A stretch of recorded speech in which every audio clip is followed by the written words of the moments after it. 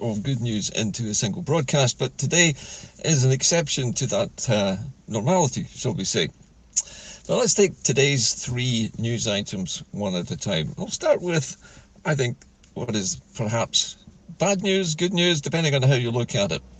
Those of you who watch the media closely will have noticed that the BBC has been platforming Anas Sarwar, the unelected list MSP and leader of so-called Scottish or British Labour in Scotland, who came out and said that he felt that Glasgow should be the city of the UK to host the next Commonwealth Games. Now, before we get launched into the Commonwealth Games and the pros and cons of why we shouldn't hold them, let's first of all just dissect what the word Commonwealth actually means in this context. Now, the Commonwealth is a term coined by the British Empire to describe what is essentially former colonies of the United Kingdom. And I think, or I suspect, that the Commonwealth Games were originally an idea of the British state to try to involve the former colonies in sporting contests against the elite athletes of England, primarily. Now remember, the Commonwealth Games is broken down into everybody, including Scotland, Wales, Northern Ireland, and all the former colonies of the UK. But what is a commonwealth? Well, one of the things I take issue with is the fact that there is no wealth that is common. Basically, all of these former colonies were asset stripped by the English state, because it was the English state. Scottish colonists and Scottish entrepreneurs were invited along for the ride, and many of them took advantage of the opportunity to enrich themselves at the cost of the colonial states that they effectively took over. But there is no commonwealth. If there's any wealth at all, it's the wealth of knowledge about just how horrible British colonisation actually was.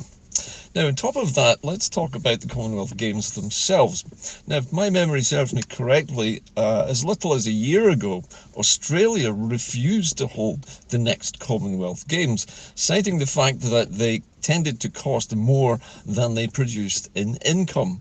Now, those of you with longish memories will remember that in 2014, prior to the independence referendum, Glasgow did host the Commonwealth Games and put on a great show. The weather was good and we had all the facilities already built. The stadiums were there and the organisation was put in place to host the Games. And I remember very well just how much chaos it caused on the road system in Glasgow for the few days in which these games were being staged.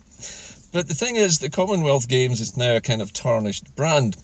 The Olympic Games is by far the, I think, the premium brand, if you like, of athletics and sporting prowess in the world, that and the World Championships in those individual sports. The Commonwealth Games have been relegated to largely a sort of wooden spoon kind of activity, where the countries taking part tend to be smaller island nations, former British colonies and so on, who put up their athletes in this competition, but most of them seem to largely view this as a kind of a training exercise for the next Olympic Games. Should Glasgow stage the Olympic Games? Well, Anas Sarwar claims it's a no-brainer, and let's face it, there's nobody better qualified to talk about no-brainers than Anas Sarwar himself. But is it a no-brainer? Would Glasgow benefit from staging the Games a second time? Certainly all of the infrastructure that was in place for the last Games is still here. But the amount of disorganisation, and I would emphasise the word disorganisation, but the reorganisation of an entire city for an event of this size is huge. And it causes massive disruption at a time when Glasgow really doesn't need it at the moment. Anas Sarwar, I think, is grasping at straws. He's trying to get himself onto the front cover of newspapers and in front of the television cameras to say something which, let's face it, he's not entitled to say, because as somebody pointed out quite obviously on social media recently, Anas Sarwar is not the First Minister of Scotland. He has no right to make pronouncements like this as though he was some kind of statesman. He just isn't. And obviously, he has made other bizarre statements recently as well. And I think the most interesting one he made was the fact that He acknowledged the fact that Labour membership in Scotland since the general election recently has dwindled and is continuing to diminish as we speak. But he claims that he doesn't care about the fact that Labour is massively unpopular in Scotland, and that the people of Scotland who actually voted for Labour candidates in the last general election are now turning on them and saying, where are all these promises that you made? That we would have our winter fuel allowances, that would be increases in benefits, and that would be a massive growth in the Scottish economy. All of these things have failed to materialise under Sir Keir Starmer's, shall we say, inexpert guidance in his brief stint so far as the Prime Minister, with his popularity rapidly plunging in the wake of what is normally termed the honeymoon period. Well, I think the honeymoon is over and we're getting into the estrangement part, followed by the divorce. Anyway, to move on from the so-called Commonwealth Games, I don't think they will happen in Glasgow. I honestly don't think the people of Glasgow would want them to happen, especially not since the Australians turned them down. And why would they turn them down if they weren't a gigantic poison chalice? But that's what Anas Sarwar wants Scotland to take on, a poison chalice. Anyway, moving along. I mentioned in the preamble to this programme that there will be no flamingos nesting on the banks of Loch Lomond. And after almost a decade of solid fights against Flamingo Land, an English theme park company, there is now no chance whatsoever that Flamingo Land will ever build a theme park on the southern shore of Loch Lomond on a piece of formerly publicly owned land, which the local authority had, I think, unwisely sold for a very small amount of money to the so-called Scottish Development Agency, which then decided it was going to issue a licence to Flamingo Land to develop whatever they wanted on the site.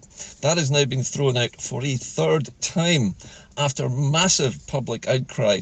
Over 155,000 of us signed the recent petition, which was mounted by the Green campaigner and MSP Ross Greer.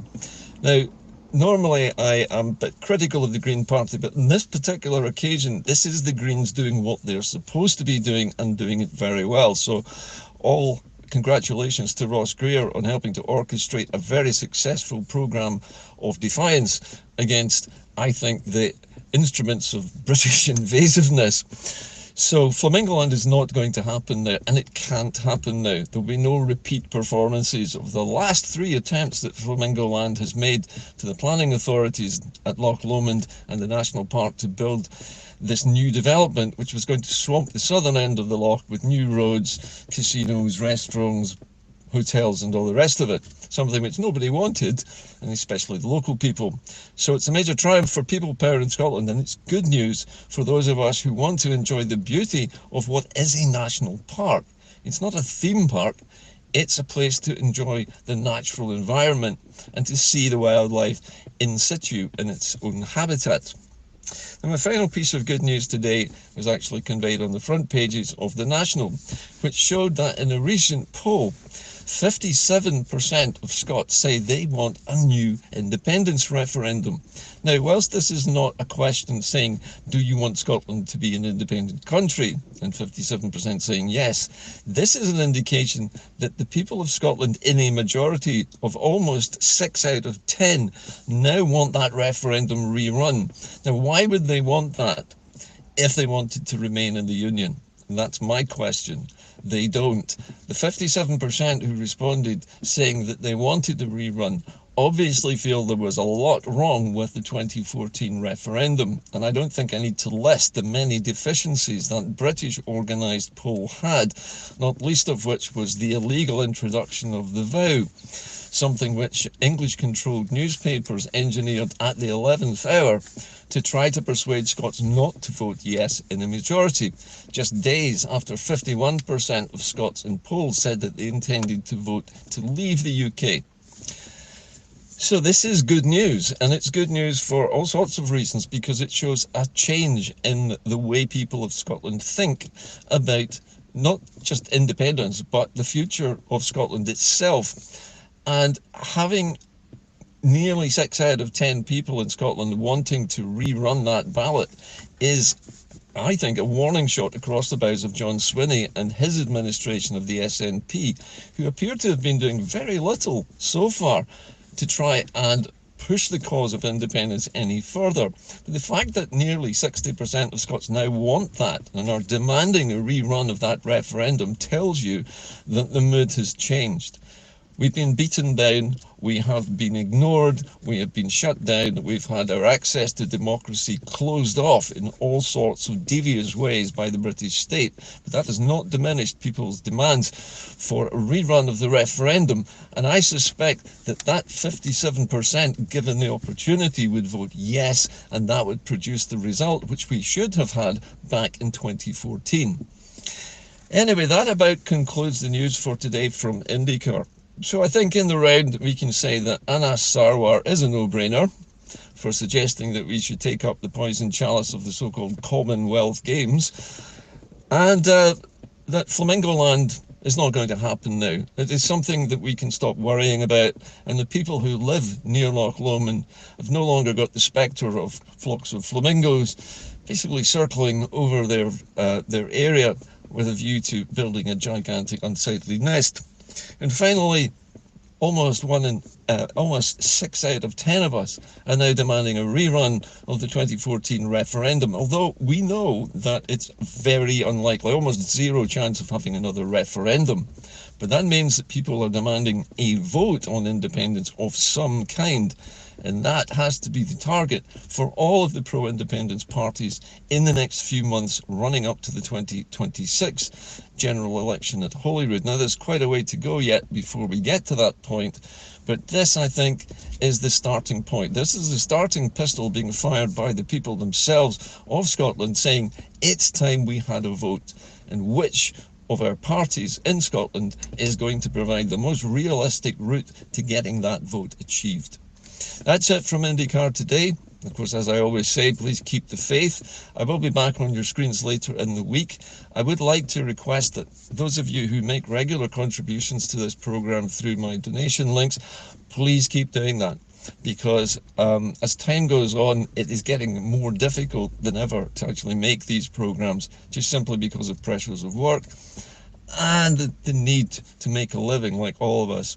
So if you can afford something, however small, I'm always grateful. It helps me keep making programs, and I really appreciate it. It keeps me motivated to make more programs like this. Anyway, in the meantime, keep the faith, and I'll see you later in the week. Bye for now.